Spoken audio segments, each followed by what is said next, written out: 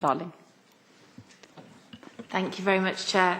I'd like to also echo your thanks to Mr Marnell for the fact that he felt brave enough to come to the European Parliament and to set out what happened 30 years ago.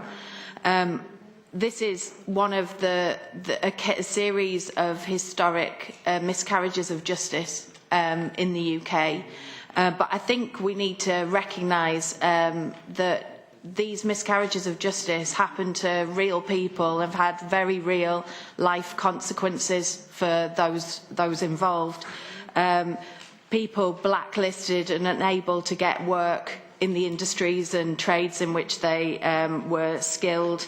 Health consequences, as we've heard. The fact that 4 brothers were jailed for 1 month, meaning that they missed the death of their mother, something which can never be replaced with any kind of remedy or redress. And all because they were actually exercising their fundamental rights at work. These are fundamental rights which the EU has upheld on a number of occasions, and in the campaign over the last 30 years, as EU citizens, the campaigners, including Mr Marnell, have acquired rights in terms of access to data, freedom of information, due process, and so on. And I think it's right that those acquired rights should also be taken into consideration as they've tried to remedy the situation and find the information about what happened to them and why it happened to them. And that's a responsibility I think this committee should hold very dear, which is the defence of those rights for ordinary citizens in the face of state power and the way that state power is exercised.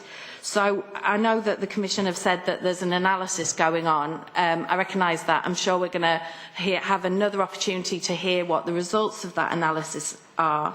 But I think there's a real case for the Commission to press the UK government also to investigate the situation and to feed back exactly what it knows and where information can be found. Because I think it's high time. 30 years is a very long time, and it's high time that these men and their families know the truth and are able to gain some level of justice for what happened to them. And therefore, I think it's also worth mentioning that in the papers, it's recommended that we ask for an opinion from the Libe Committee and the Employment Committees.